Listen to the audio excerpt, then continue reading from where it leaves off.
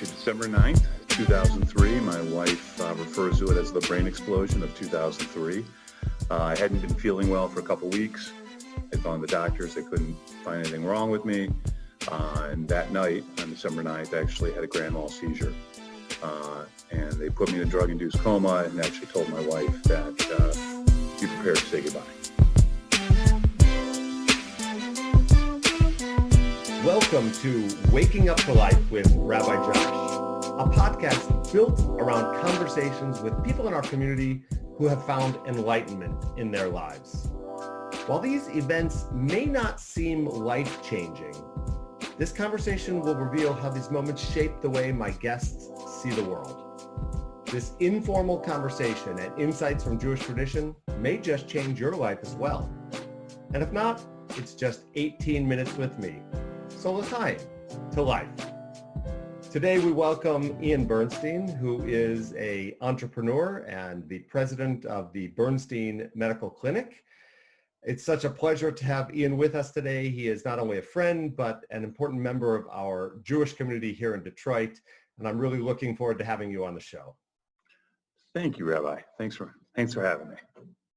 So, Ian, you've had many opportunities to see the world with new perspectives. In your own personal life, we've shared stories about incidents that have changed the way you see things in terms of your experiences with other people and experiences with business.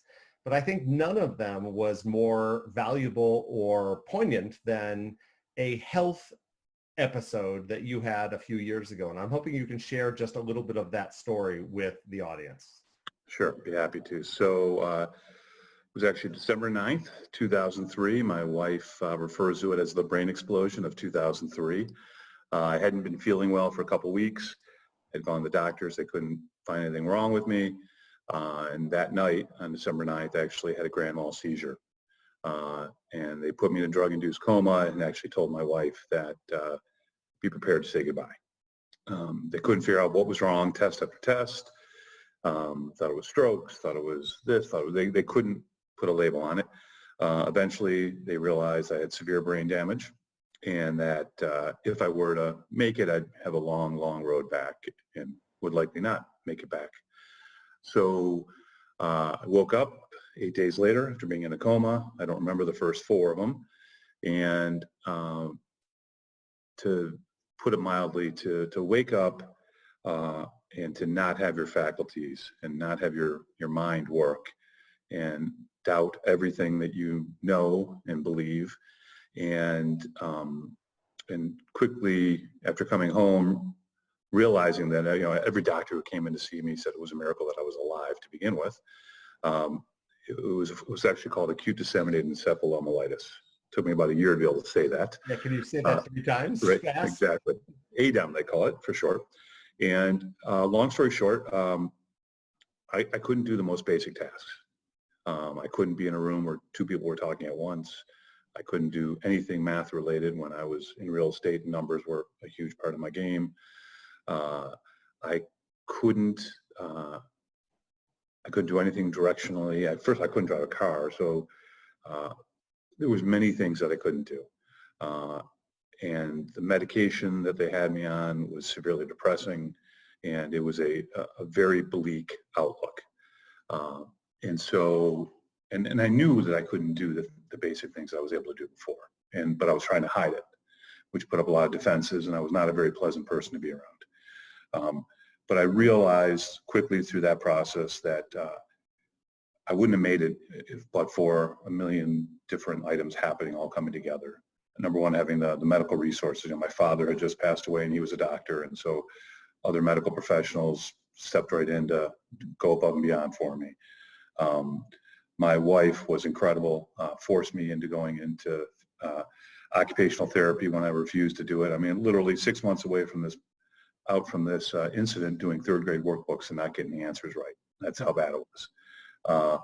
But most important, she actually forced me to change my medical doctor. Actually, we switched to a mutual friend of ours, actually, John Fellows, who I tell him all the time I see him, the world's greatest doctor, and literally saved my life. I mean, literally took me out of my funk and got me on a path. So all these things that, and I also had an employer that stuck behind me while this was all happening too. Never once, Bruce and Dan Israel stood behind me, kept me employed, which kept my confidence going. And I worked and I worked and I worked. And I realized afterwards that there's a community at large, whether it was driving me places because I couldn't drive or bringing food over for us. And not to mention at the time, we were 8 weeks pregnant with our first child. So almost didn't get to meet him. So you have this incredible new outlook on life once you can kind of get to the other side. For a while, I was a miserable person. But once I got there and was able to reflect, I saw what it took to help me get there. And I will tell you, every day is a gift. I call every day a bonus day. And very little bothers me. I get upset with myself when I let something bother me that is so, so small. And so, don't sweat the small stuff certainly applies to me. It motivated me to give back to the people that helped me. I really stepped up my my involvement in community, in charities. Running the Burnstein Clinic, after my dad passing away, has been one of the greatest gifts I've ever been given.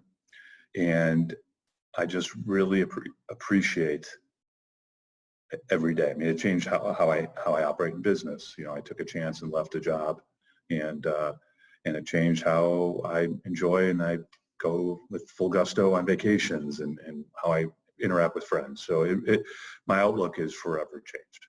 So I'm listening to you tell the story. We've talked about this incident before, and I didn't even realize it. In many ways, you are living the title of this podcast, Waking Up to Life. You literally woke up to life. And even these many years later, I'm hearing the emotion in your voice when you talk about those first days. So is there a single lesson that you think is the most powerful experience that you take away from that initial moment?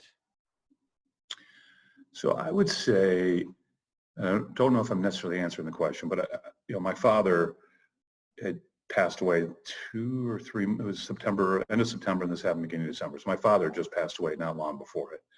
And I remember having this very intense conversation with him when he told me about his diagnosis, about how he had no regrets, right? He lived a great life, terrible that he's going to leave the earth at age 60, not meet my kids. But he said, I've exceeded all the expectations for my life and I have no regrets. So when I was still in the process of kind of digesting what had just happened, losing, my best friend, best man at my wedding.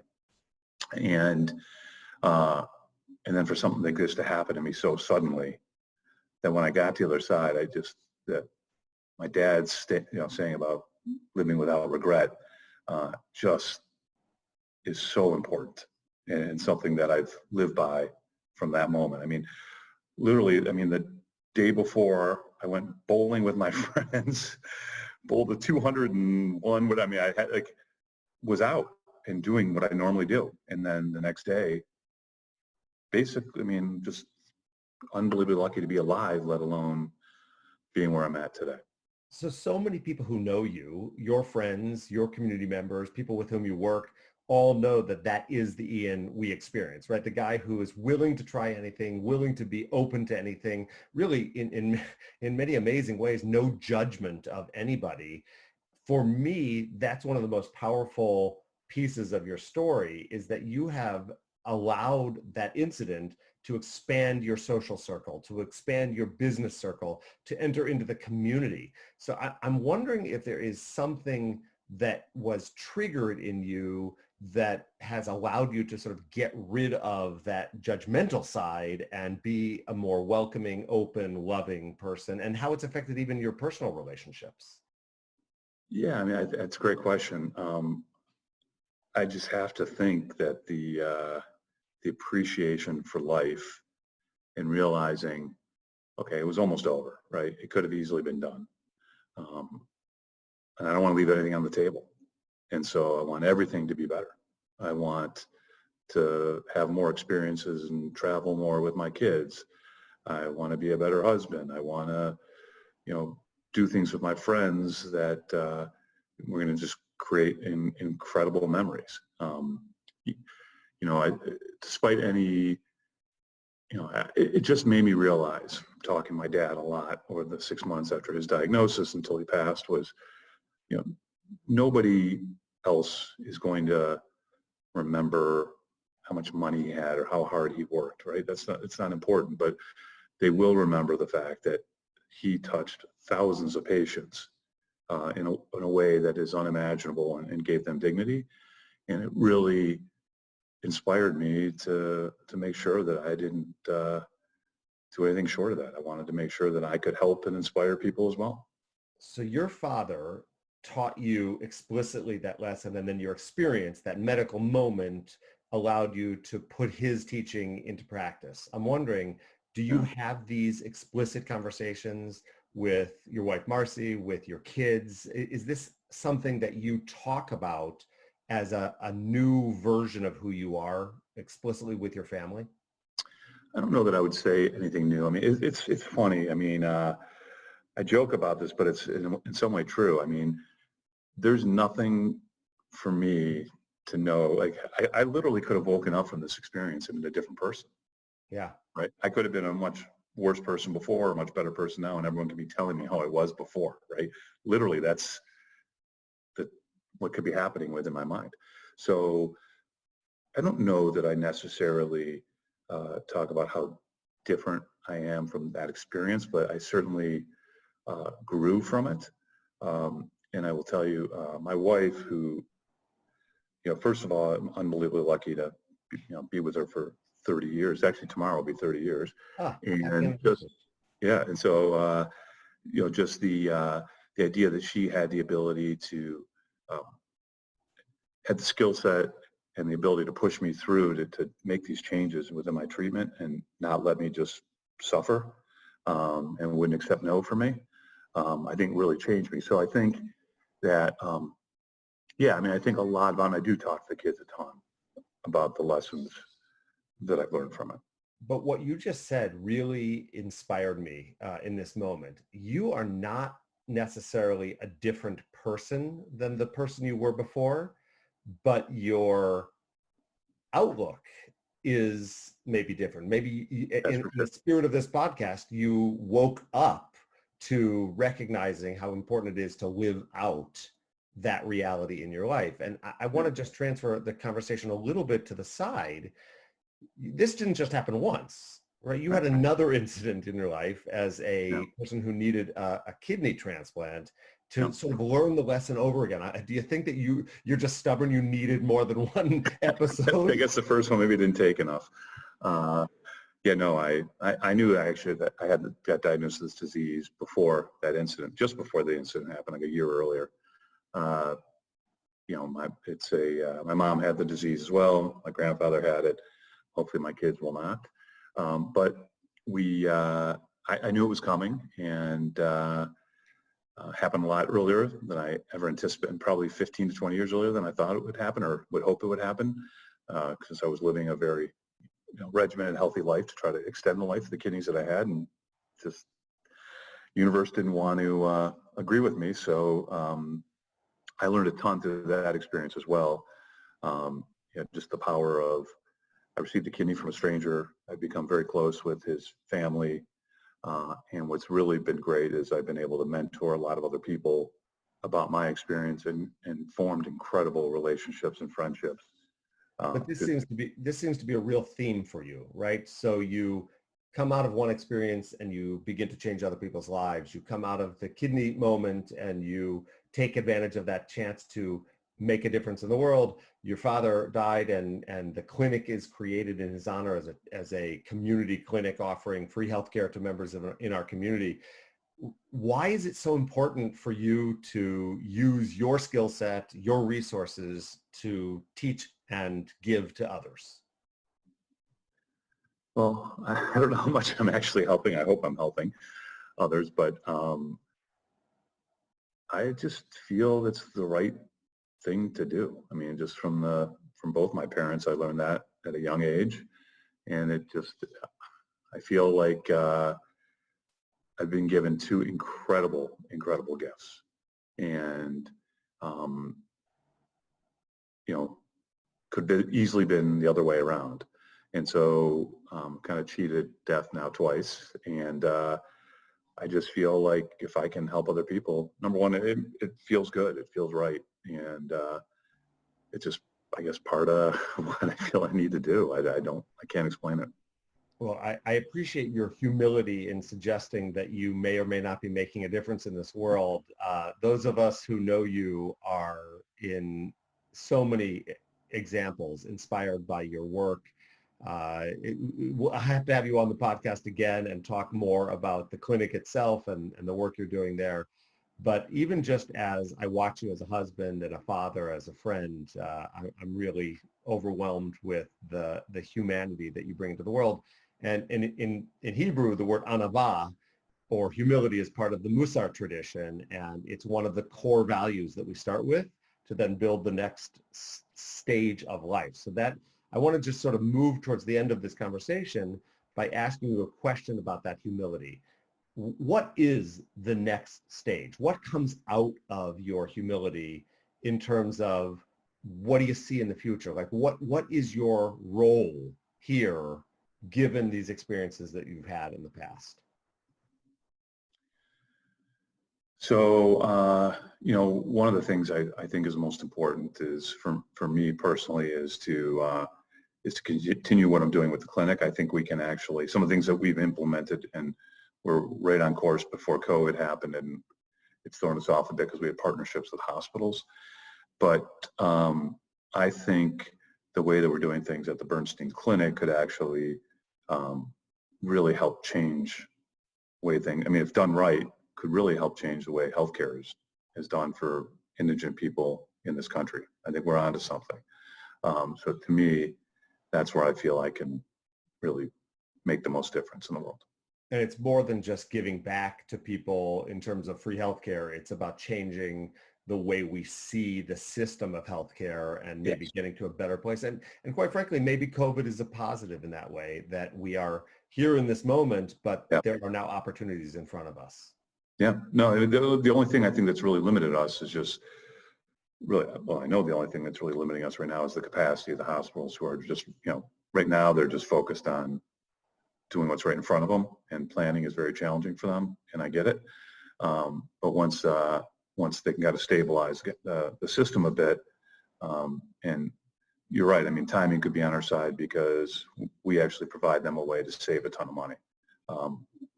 And while we're giving great dignity, we're also I think we can actually help the economic system, for not only the hospitals, but, for Medicare and Medicaid. I think we can actually make a very significant difference.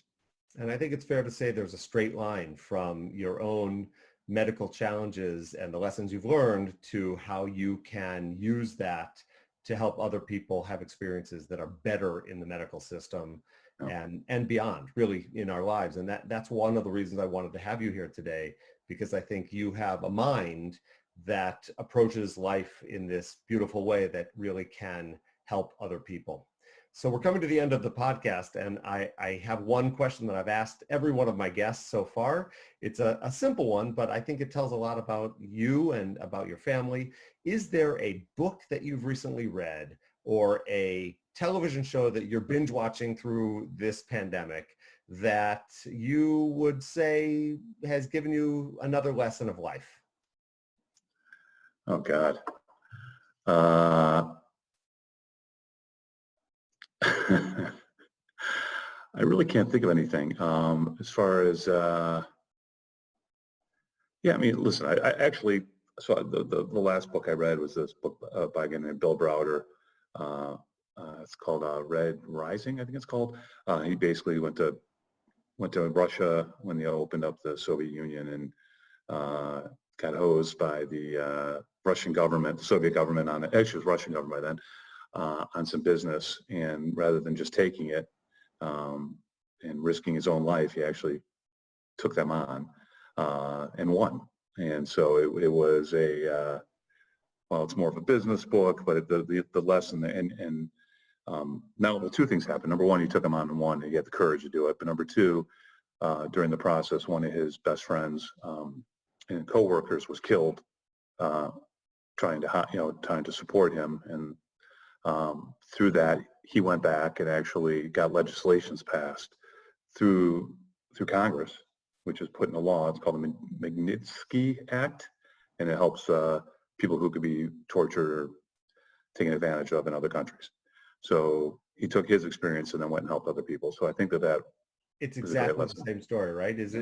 I think we're often attracted to books that reflect some of our own personal values, and that's very similar. We have experiences and we have two choices: to be beaten by them or to beat them and use them in our favor and for the betterment of our community. And Ian, I love having you as a friend, and I love having this chance to talk today. I really thank you for being a part of this podcast. I don't know if you have a last moment of something you want to share. No, it's just, it's an honor to be here. And I'd say that I'm happy that I got to celebrate your 25th anniversary, and you deserve all the accolades you received. Thank you. It's been great to have Ian Burnstein, a local entrepreneur here in the suburbs of Detroit, the president of the Gary Burnstein Medical Clinic in Pontiac, Michigan. Ian, you are an inspiration to all of us, and I hope those of you who are watching will tune in next time as we continue the dialogue with members of our community who have woken up to life through moments that they've experienced. Until then, l'chaim to all of you.